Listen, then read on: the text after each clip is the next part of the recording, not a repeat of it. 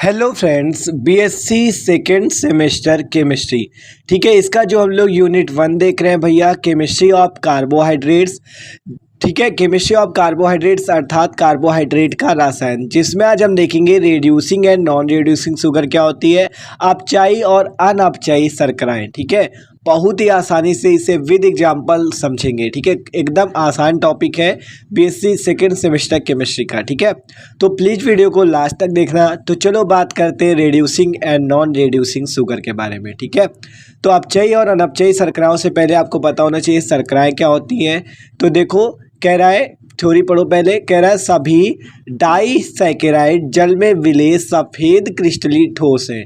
क्या कहा गया? सभी जो डाइसैकेराइड है वो जल में क्या है, विलेय है, और कैसे सफ़ेद क्रिस्टली ठोस है। ठीक है, जल में विलेय क्या है, सफ़ेद क्रिस्टली ठोस है।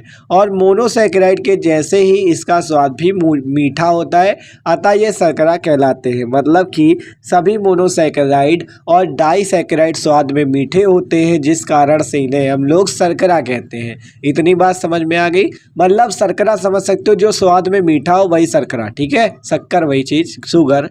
ठीक है, अब कहा गया है शर्करा दो प्रकार की होती है। पहला रेड्यूसिंग शुगर्स, और फिर दूसरा नंबर है आपका नॉन रेड्यूसिंग शुगर्स। ठीक है, दो प्रकार की शर्कराएं होती हैं, reducing and non reducing sugar. ठीक है, तो देख सकते हो ये होता है आपका, मतलब शर्कराएं क्या होती हैं।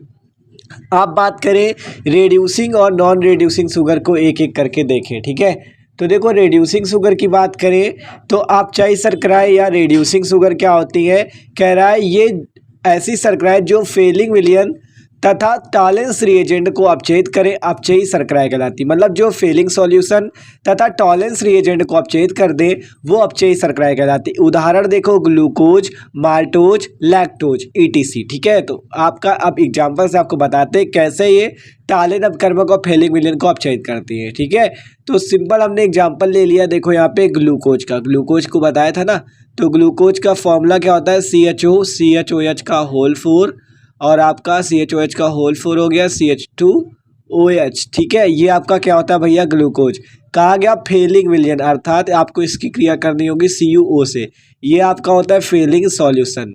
तो देखो, जब फेलिंग सॉल्यूशन से क्रिया करोगे तो क्या हो जाए, अपचयित हो जाए, वही होगा आपका शुगर रेड्यूसिंग वाला। ठीक है, तो देखो जब ये अपचयित होता है तो यहाँ का देखो 2 का गुणा कर लो, और ये जो ऑक्सीजन है ये आपका यहाँ पे लग जाता है आके, जिससे COOH और CHOH का होल 4, और फिर आपका नीचे क्या हो जाएगा, CH2OH। ठीक है, तो ये आपका यहाँ पे ग्लूकोनिक एसिड बन जाता है। इसका नाम होता है ग्लूकोनिक एसिड, या कह सकते हो ग्लूकोनिक अम्ल। ठीक है, तो ग्लूकोनिक एसिड जो बना, ये क्या हुआ, ग्लूकोज अपचयित हुआ है फेलिंग सॉल्यूशन द्वारा, तब आपका ग्लूकोनिक एसिड का निर्माण हुआ, और यहाँ से Cu2O आपका बाहर निकल जाता है। तो ये बात होती है। ठीक है, तो वही कहा गया था जो फेलिंग विलयन तथा टालेन अपकर्मक से अपचयित हो जाए, तो ये फेलिंग सॉल्यूशन था। आप देखो टॉलेंस रिएजेंट, टॉलेंस रिएजेंट के लिए आपको देखो, टॉलेंस रिएजेंट के लिए आपको क्रिया किससे करनी पड़ेगी, Ag2O से। ठीक है, तो टॉलेंस रिएजेंट हो गया ये आपका। ठीक है, तो टॉलेंस रिएजेंट के लिए आपको किससे क्रिया करनी पड़ेगी, Ag2O से। ठीक है, ठीक है, सिल्वर ऑक्साइड से, Ag2O। तो जो ये टालेंस अभिकर्मक से जब इसकी क्रिया करोगे तो आपका तब भी ग्लूकोनिक एसिड ही बनेगा, क्योंकि ऑक्सीजन है वो उस पर जाके लग जाएगा और आपका COOH ऊपर बन जाएगा। ठीक है, तो ये टॉलेंस रिएजेंट से क्रिया करने पर भी ग्लूकोनिक एसिड बनेगा और 2 सिल्वर के मॉलिक्यूल बाहर निकल जाएंगे। ठीक है, तो आसानी से इससे भी ग्लूकोज से ग्लूकोनिक अम्ल बनेगा, अर्थात जो अपचयित कर दे फेलिन विलयन को तथा टालेन अपकर्मक को, वही अपचयी शर्कराएं। ठीक है, कहा गया फेलिंग सॉल्यूशन तथा टॉलेन रिएजेंट को जो अपचयित कर दे। ठीक है, तो ये हो गई आपकी reducing sugar, example glucose, maltose और लैक्टोज।